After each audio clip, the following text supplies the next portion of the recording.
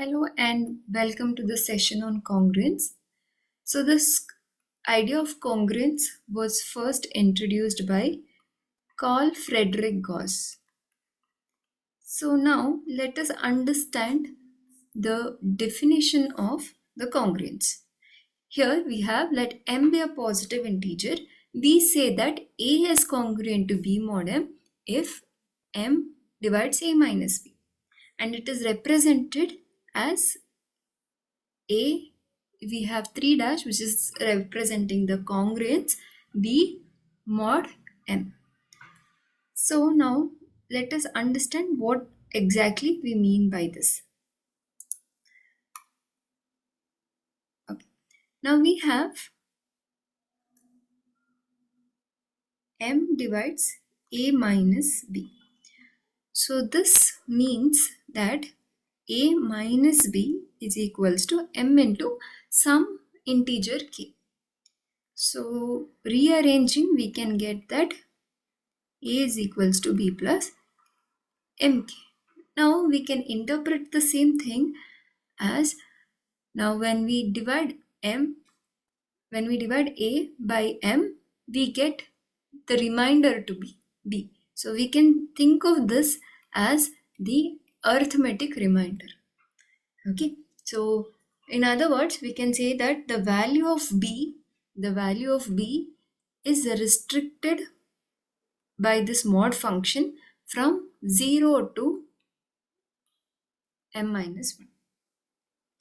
Okay, now this b can either be a positive remainder or it can be negative integer. Now what do we mean by this? Let us understand with an example. Let's say b is equals to 8 and m is equals to 10. Okay, so here what we are saying is, so b is equals to 8, meaning when a number a, let's say a is some 48.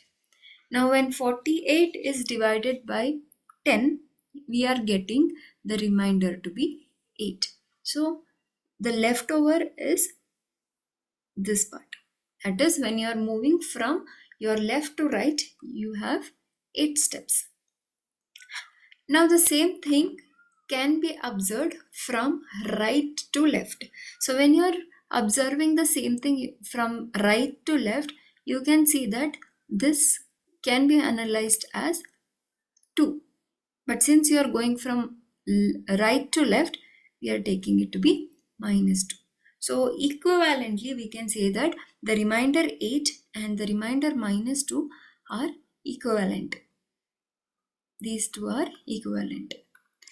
Okay, fine. Now let us understand with an example. So here let us take 19 congruent to what mod 7. Now you can see that 19 is closest to 14. So 7 into 2 is 14. So the remainder which we get is 5. So 19 is congruent to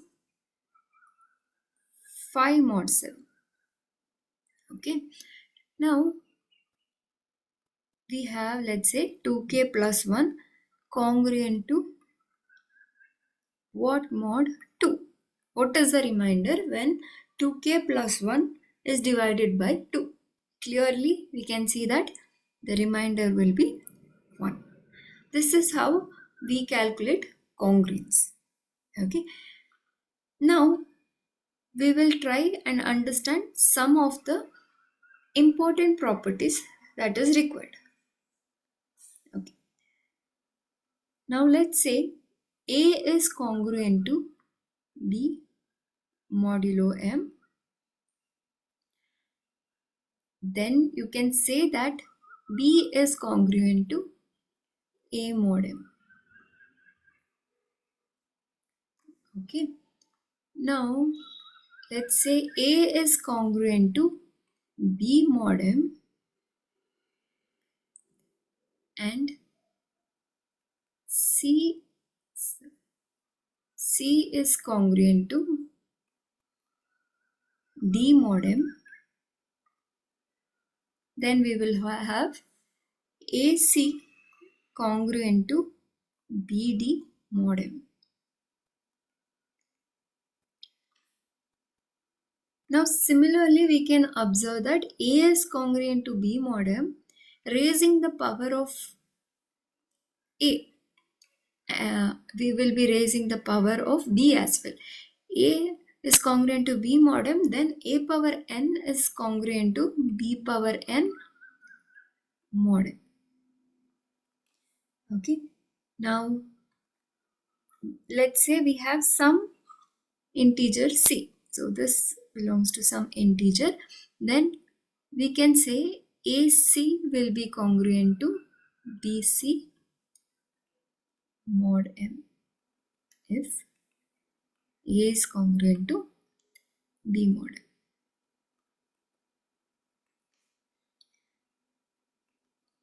And one more thing that you can say here is A is congruent to B mod M and C is congruent to D mod M. We can also say that A plus or minus, we can take anything. C is congruent to B plus or minus D mod M. So these are some of the properties that we will be using while solving the problems. Okay, now let's move on to the problem. Our first problem here is find the remainder when 2 power 50 is divided by 7. So this can be written as 2 power 50 is congruent to B mod 7.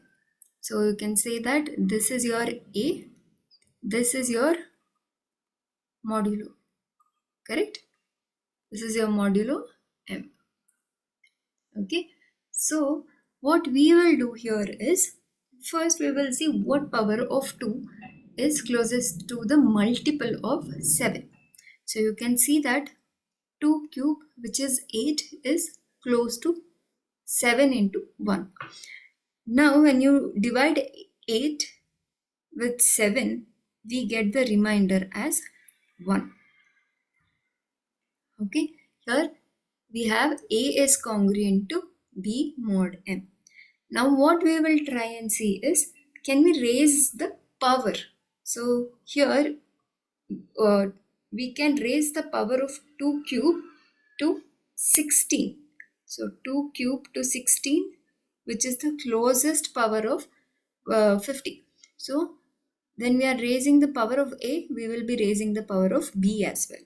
So it is 2 cube power 16 congruent to 1 power 16 mod 7. Okay. Now this becomes 48.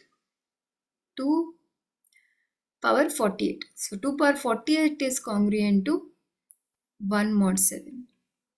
However, we are left with 2 more powers. So we can just multiply 2 square.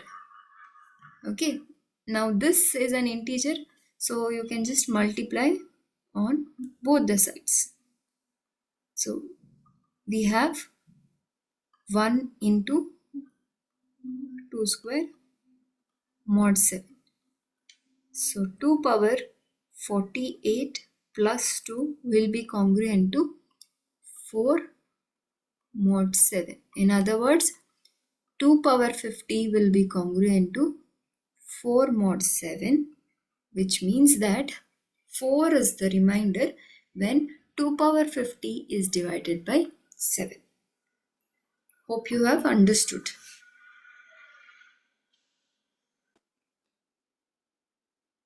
Now talking about the application part of the congruence. So these congruence are used in cryptography. So cryptography is basically conversion of the plain text to ciphertext and ciphertext back to plain text. Now, during this conversion of a message to a ciphertext, we are making use of the concept of congruence. So here you can see that the numbers that we are using are quite small. But when you're going for the application of cryptography, the size of the number will be 2000 plus bits. So the huge value of the number is taken for encryption and decryption based on different keys, either the same key, which is called the public key, and the private key. Based on different methods, we are using this cryptographic method as an application of congruence. Apart from this, we use congruence for round robin schedule as well. Thank you.